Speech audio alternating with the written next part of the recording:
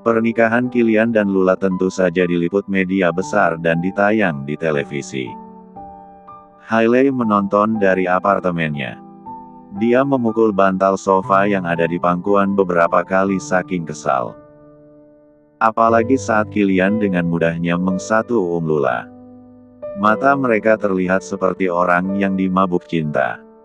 Sialan. Beraninya perempuan itu merebut tempatku. Hailey bahkan melempar sepatu hingga layar televisinya pecah. Dia berteriak sepanjang waktu. Pikirannya mulai kacau setelah hari demi hari Kilian tidak menghubungi. Hailey pun gengsi untuk minta maaf lebih dulu. Perempuan itu bercermin dan melihat bayangan dirinya. Cole datang di hari setelah itu dan memukuli hingga tercipta lebam di pipi. Lelaki itu bilang, kalau Kilian sengaja menjebak Hailey. Di sana tubuh Hailey gemetar. Jika benar, artinya Kilian sudah tahu tentang maksud Hailey ke sana bahkan hubungannya dengan Cole. Napasnya menjadi cepat dan pendek. Perempuan itu mengambil pecahan kaca televisi dengan pandangan yang putus asa. Aku yang lebih tahu Kilian. Perempuan itu hanya ingin hartanya saja. Kilian harus tahu kalau aku gak salah, aku tulus sayang padanya. Hailey bicara sendiri sambil mengusap rambutnya. Dia jatuh ke lantai, merebahkan tubuh dengan posisi miring, menatap ke depan. Kilian akan kembali ke tanganku. Obsesinya semakin kuat. Sementara seorang wanita berpakaian formal, keluar dari tempat pernikahan Lula dan Kilian.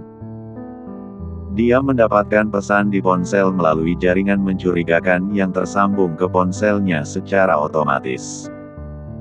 Perempuan itu melihat video yang awalnya tak menampak hal aneh.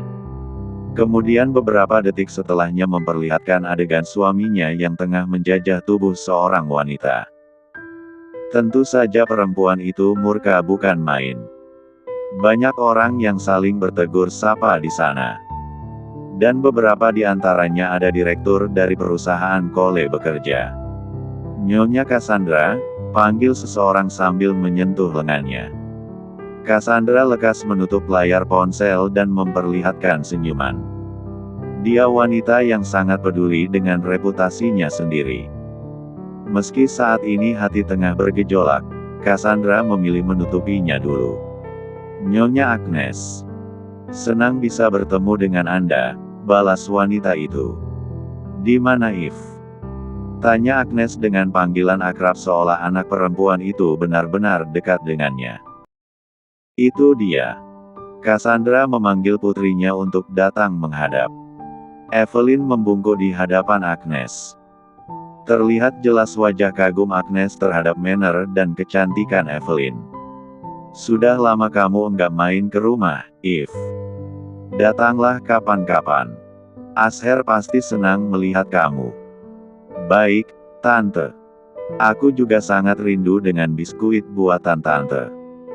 Evelyn menunjukkan respon positif dan itu membuat Agnes merasa sangat senang. Aku cari dulu Asher. Agnes melihat sekitar. Evelyn dan Cassandra menunggu di sana. Asher keluar dari gedung dengan Bria. Agnes hampiri mereka. Kemarin kamu sudah janji pada Mama. Ingat? Tanya Agnes. Baik. Asher melepas lengan Bria. Kamu tunggu di sini saja. Tegas pria itu. Asher pergi dengan ibunya. Yang membuat hati Bria sakit, lelaki itu ternyata bertemu dengan perempuan lain. Bahkan mereka berbincang dengan akrab.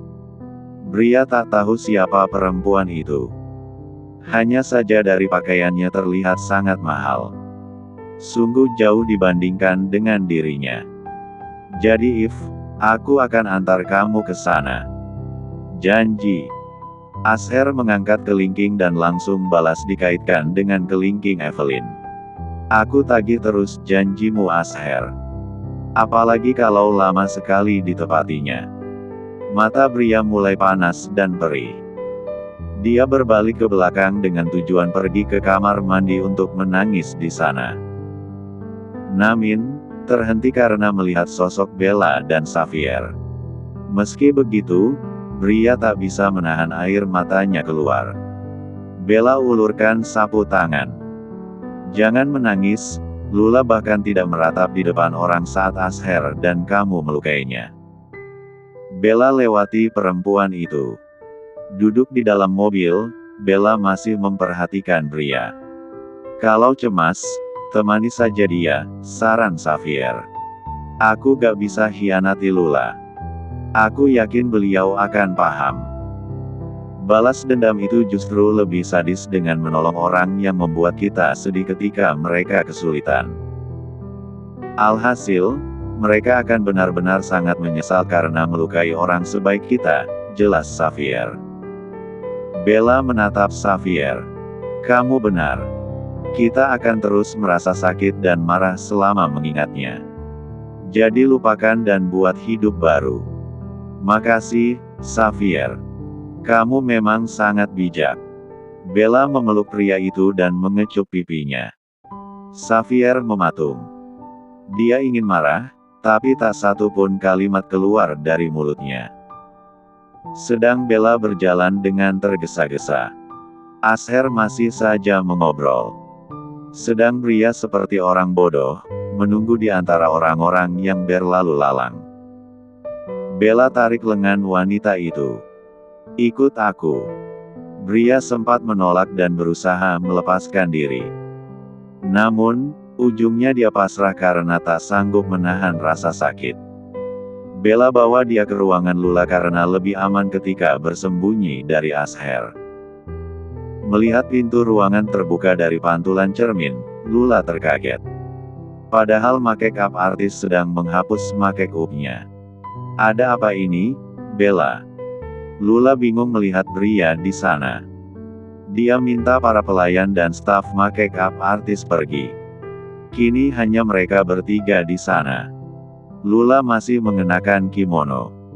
Dia berdiri dan duduk di sofa tunggu dengan kedua wanita itu. Bria memukuli dadanya yang sesak. Bahkan air matanya tak berhenti mengalir. Saking sakit hingga tak menimbulkan suara. Asher punya wanita lain, ungkap Bella. Dia masih belum bertaubat, sungguh. Lula rasanya ingin melumat lelaki itu. Bagaimana ini, Lula? Aku gak bisa biarin dia nangis di depan sana. Lula bimbang, dia kesal melihat wajah Bria di depan mata. Namun, tak tega juga melihat keadaannya yang begini. Apapun yang sudah Bria lakukan padanya. Lula masih punya hati untuk bisa berempati, apalagi saat Bella ceritakan detail kejadian di teras gedung. Harusnya kamu pukulkan tas itu ke kepala Asher. Bria menggeleng. Kamu gak berani. Kenapa? Tinggalkan saja dia. Memang lelaki hanya dia saja. Agnes wanita yang obsesinya tinggi. Dia gak akan mungkin berikan kamu celah untuk melawan, saran Lula. Aku hamil. Bria membuat Lula dan Bella terkaget. Keduanya saling tatap. Tentu saja, kalian sering tidur bersama. Asher tahu. Meski terdengar ketus, tapi Lula perhatian. Iya. Dia ingin aku lenyapkan anak ini.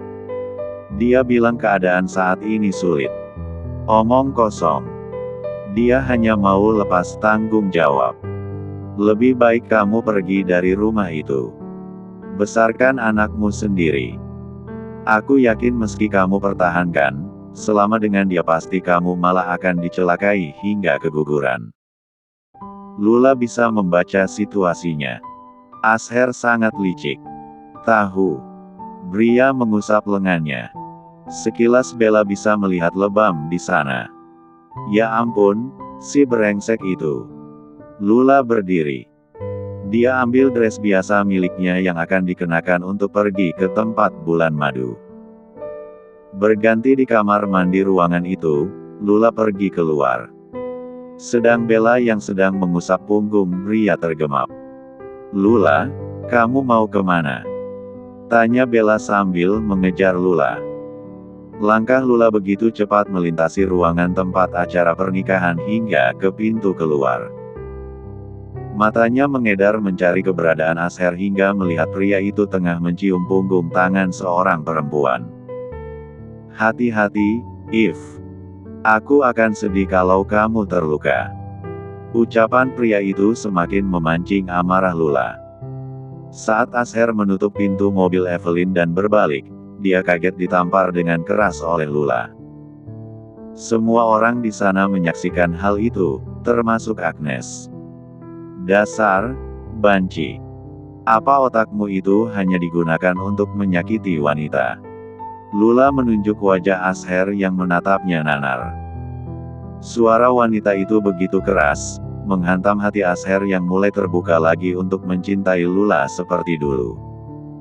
"Lula, kenapa kamu tiba-tiba?" Asher tak tahu kalimat apa yang tepat untuk dia katakan menghadapi situasi ini. Menjadi tontonan orang-orang karena hal yang memalukan ini, Asher sadar reputasinya mungkin sudah lenyap. "Bedebah kayak kamu emang gak pernah berubah. Dulu kamu jual aku, tunangan kamu demi bisa sama pria. Sekarang wanita itu kamu tinggal begitu saja seperti kemasan makanan yang kosong." Tentu, tak ada orang yang bisa berpikir jernih ketika amarah sudah ada di puncak kepala. "Entah apa yang sudah pria katakan ke kamu. Yang jelas, semua itu bohong." Asher masih berkilah. Lula tertawa. "Bukannya ini seperti deja vu? Persis sekali seperti waktu kamu bikin aku dibenci negara ini. Kenapa kamu harus bela dia? Menurut kamu, siapa yang lebih dulu memulai? Aku dan kamu sama-sama korban di sini. Kalau aja dia gak ngerayu aku dulu, mungkin saat ini aku masih bisa gantikan ayahku dan kita hidup berdua bahagia." Lula tak pernah membayangkan, Asher akan menatapnya seperti itu lagi. Persis saat mereka pertama bertemu dan di hari ketika lelaki itu menyematkan cincin di jemari Lula. Semua ini karena dia. Asher sama sekali tak melepaskan pandangannya dari Lula. Saat tangan Asher terangkat, hendak meraih pipi Lula, seseorang menepisnya. Asher beralih ke orang itu. Hendak melawan, nyalinya ciut melihat sosok Kilian. Mundur. Kilian seperti akan mencabiknya hidup-hidup. Tatapan seorang pemburu kejam. Seram, Asher benar-benar menjaga jarak. Sedang Kilian menggendong Lula dan membawanya masuk ke dalam mobil sambil digendong. "Lepaskan, Tuan. Aku belum selesai bikin perhitungan dengan dia," protes Lula. "Diam," tegas Kilian. Lula kini duduk di pangkuan Kilian. Seorang staf menutup pintu mobil yang ukurannya cukup panjang itu.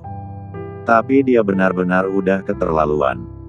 Lula masih mencoba memohon. Kilian raih tangan Lula dan menggenggam erat. "Meski buat nampar, aku gak suka kamu sentuhan dengan laki-laki lain." Entah bagaimana Lula bisa menghadapi situasi ini. Yang jelas Kilian berhasil membuat wajah Lula memerah hingga tak sanggup menatap balik. "Kita pulang, Pak," titah Kilian pada sopirnya. Mobil itu bergerak meninggalkan gedung pernikahan. Karangan bunga ucapan selamat pernikahan berbaris hingga di sisi jalan yang ada di depan gedung itu. Lula tak menyadari itu. Dia masih sibuk dengan cenat-cenut di jantung serta paru-paru yang mendadak menolak oksigen. Lula perlahan turun dari pangkuan Kilian. Mata lelaki itu masih terus mengikuti arah tubuh Lula berada. "Jangan main-main dengan perasaan orang, Tuan." Kilian. Lelaki itu masih belum terima dianggap majikan oleh istrinya sendiri. Apalah itu? Pokoknya, beri jeda waktu. Aku yakin, tak semudah itu untuk melepas kenangan Nona Hailey. Kilian memandang keluar jendela. Lula ada benarnya. Apa kamu juga masih ingat tentang dia? Siapa? Lula terlihat bingung. Orang yang kamu gampar tadi. Dua orang yang sama-sama tersakiti itu, berandai bisa menjadi obat satu sama lain. Namun, mereka tak mau terlalu banyak bermimpi. Apa yang bisa diharapkan dari orang yang lemah karena trauma? Jangankan menyembuhkan orang lain, dirinya masih butuh pertolongan. Aku melakukan itu bukan untukku sendiri. Lula ujungnya harus menceritakan tentang Bria. Kata siapa itu? Justru sampai dia ingin mati, jangan pernah berhenti. Kilian memang membawa pengaruh buruk. Xavier, terus kamu percaya sama dia? Laki-laki yang seumur hidup jomblo dan ditolak berkali-kali. Kilian malah tertawa seakan itu lucu. Pantas orang bilang Anda ini kejam. Memang begitu. Lula menunjukkan wajah kecewa. Dengar, Nyonya Dione. Mulai hari ini kamu akan masuk lingkaran bangsawan. Lupakan apa itu rasa kasihan. Dalam dunia ini sekali kamu berikan pengampunan, besoknya kamu akan habis olehnya. Teman, saudara, kerabat, apapun itu tak ada. Yang tersisa hanya rekan kerja dan musuh bisnis. Apa yang Kilian katakan, menakuti Lula. Siapapun itu, kita tetap manusia, kan? Mau kaya atau miskin. Lula tak mau menerima pemikiran Kilian begitu saja. Lula, tidak semua isi dunia yang kamu pandang ini, seperti yang tergambar di mata kamu. Kadang ada bagian yang sangat dalam dan gelap yang tidak bisa kamu ketahui seberapa menakutkannya di dalam sana. Bella duduk di sebuah kursi. Dia melihat dokter yang tengah memeriksa Bria. Dalam ruangan dengan cat putih itu, tercium bau karbol yang khas. Meski rasanya segar, tetap saja untuk beberapa orang agak tak nyaman. Dokter menyimpan stetoskopnya di atas meja. Dia duduk berhadapan dengan Bella. Sedang Bria turun dari ranjang dan berjalan ke samping sahabatnya. Keadaannya baik-baik saja. Hasil USG-nya juga baik. Anda beruntung tidak ada benturan langsung ke perut. Hanya saja, kondisi psikologisnya saat ini tidak baik-baik saja. Beberapa gejala depresi timbul, ungkap dokter. Jadi, lebih baik saya bawa ke psikiater. Lebih cepat, lebih baik. Apalagi di awal kehamilan, banyak wanita mengalami hal ini. Banyak juga yang berbahaya bagi kandungnya. Karena itu saya akan berikan rujukan ke rumah sakit lain yang ada poli jiwanya. Bria semakin layu. Sedang Bella mengatupkan bibir semakin erat. Tidak disangka, karma memang tengah menggulung Bria saat ini. Terima kasih, dok, ucap Bella sambil memperlihatkan senyuman. Mereka berjalan keluar dari ruangan itu. Bahkan Asher memilih pergi dengan kedua orang tuanya setelah kejadian itu. Semakin remuk hati Bria. Tak apa. Lula pernah melewati masa ini. Pasti kamu juga. Ingat, dia lebih lemah dari kamu, ucap Bella dengan maksud menyemangati. Dia memilih pria yang baik. Karena Tuhan tahu, perempuan baik itu tak seharusnya dibuat menderita. Dia sudah berjuang sejak kecil. Tentu dia harus bahagia sekarang. Aku malu pada kalian. Karena, tanpa perlu aku jawab, kamu juga pasti paham. Bella terkekeh. Ayolah, saat ini lebih baik fokus pada anakmu. Biar aku yang bilang pada kedua orang tuamu. Jangan. Mereka sudah banyak beban. Bella paham kenapa Bria sampai melakukan hal serendah itu. Dia hidup dalam keluarga miskin. Bekerja untuk memenuhi kebutuhan keluarga. Kadang Bella bisa melihat saat Bria menatap kosong ke arah perempuan-perempuan di kafe yang pamer akan barang mewah. Sedang dia, tak bisa. Dibandingkan membeli keperluan sendiri, dia lebih mementingkan mengisi perut adik dan orang tuanya. Bella pernah mendengar saat pria bilang, mungkin seumur hidupnya hanya akan terjebak dengan keluarga. Jika dia menikah, siapa yang akan menghidupi mereka? Tidak. Ayahmu masih bisa bekerja. Kenapa kamu yang harus melakukan itu? Sebagai anak perempuan, itu bukan kewajiban kamu. Tegas Bella. Kerja apa? Kamu tahu dia sudah mencari lowongan kemana-mana. Bria, ayahmu hanya malas saja. Memang kamu percaya waktu dia bilang begitu. Kalau mereka mau menikmati uang hasil pekerjaanmu, harusnya mereka juga mau berbagi kesedihan dengan kamu. Beberapa kali beli berbunyi. Hailey masih berbaring di atas lantai. Dia perlahan berusaha bangkit meski sulit. Sudah pasti itu bukan Cole, lelaki itu tahu pin untuk membuka pintu. Hailey menatap cermin, matanya sembab karena menangis sejak tadi. Dia putuskan ke kamar mandi dan membasuh wajah. Orang di balik pintu sana, ternyata tak kunjung pergi. Sepertinya memang penting. Hailey kenakan kacamata, sedikitnya dia bisa menyembunyikan netra yang bengkak ini. Sebelum membuka pintu, Hailey mengintip dulu dari layar kamera pengawas yang ada di depan pintu. Hanya tukang paket yang tengah memegang sebuah dus, dia memang menjadi langganan Hailey selama ini. Pantesan. Aku gak ngerasa pesan sesuatu. Mungkin barang sponsor, batinnya. Dia tarik gagang pintu. Dari siapa? Pengantar itu menyebutkan salah satu merek kosmetik. Hailey menandatangani nota. Terima kasih. Pengantar paket langsung pamit pergi. Hailey simpan dus lebih dulu di samping pintu. Ketika hendak menutup, seorang pria berjas hitam menahan pintunya. Apa maksudnya ini? Hailey bertanya dengan nada tinggi. Dia diseret masuk ke dalam dan dipaksa didudukkan di sofa. Kalian mau apa? Mata Hailey terbuka lebar saat melihat Cassandra datang. Perempuan itu berdiri di depannya dengan tatapan yang sulit diartikan. Antara lelah dan kesal, pintu apartemen Hailey tertutup. Tanpa diberikan penjelasan, Hailey bisa menerka kedatangan Cassandra ke sini.